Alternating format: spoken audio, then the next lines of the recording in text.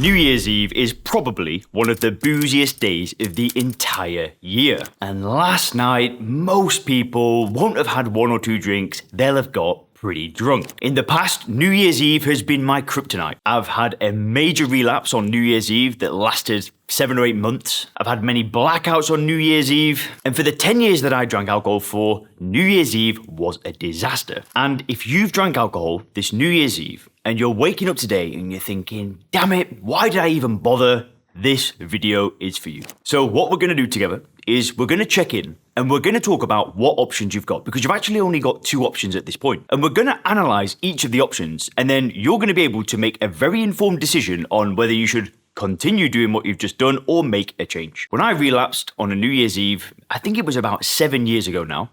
Man, that is crazy. That has gone by so fast. Side note, life definitely speeds up the older you get. It just seems to just go whew. But this is the video I wish I watched when I relapsed on New Year's Eve 7 years ago. It might have even been 8 years ago. I can't remember. And definitely stick around to the end of the video, because at the moment we have spaces open on the Sober Clear program. So if you want to start your 2025 with a bang, you want to follow a system to help you get in control of alcohol, and then join a coaching program with a community of high achievers that has a 92 to 97% success rate, just wait till the end of the video for the announcement on how you can get involved in that. So going back to what I was talking about earlier, the relapse. I had a period of my life where I stopped drinking with nothing other than willpower. Long story short, and I've told this story many times, so if you're regular on this channel, just bear with me. When I was living in Cardiff, the capital of Wales, I went out one night with an empty stomach and I was drinking every single day at this point. I'd just finished working, I'd just finished a shift, I'd finished work at 10 p.m. at night. This was when I was a student, and I drank so much that the next day I'd woken up, I'd vomited on my MacBook, and I'd actually vomited blood.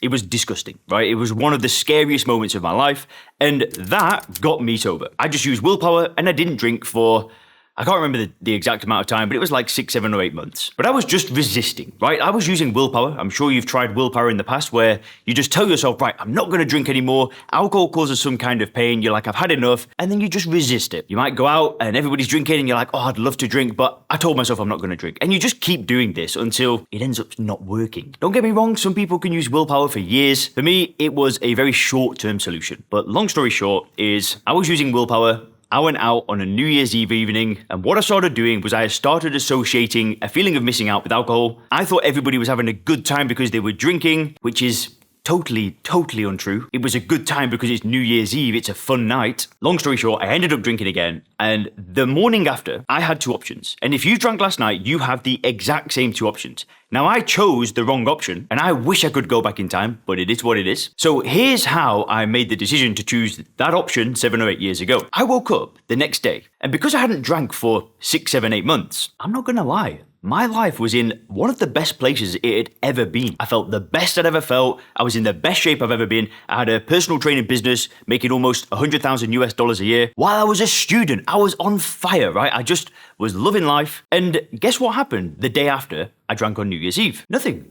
I had a hangover. I didn't feel bad, but guess what? I'm going back home. I'm still finishing my degree, still got a good place to live. I was still in a relationship. I had a Mercedes. You know, things were good because I'd been building for 6, 7, or 8 months. I was consistent, putting in the work. I had tons of clients in the gym. Things were going so well. So guess what happened next? I didn't decide to get things back on track. On that New Year's Day, I made this half-hearted attempt to say, all right, well, I'll just go back home and see how it goes. And what do you think happened? Well, I got back home and everything was fine. So I didn't drink when I got back home. I didn't drink for a few days, but then a few days passed and this idea pops in my head. Hey, Leon, it's different now. You know, life's not going necessarily in a really bad place like it used to be when you drank. And you drank and look, you're still functional. So why don't you have another one? That was the voice in my head. So I said, do you know what? Maybe this time I can have a better relationship with alcohol. Maybe I can control it. So I had a couple of drinks one night and it was fine. And then I woke up. No hangover, feeling good. I controlled it. A couple more days passes by and I think,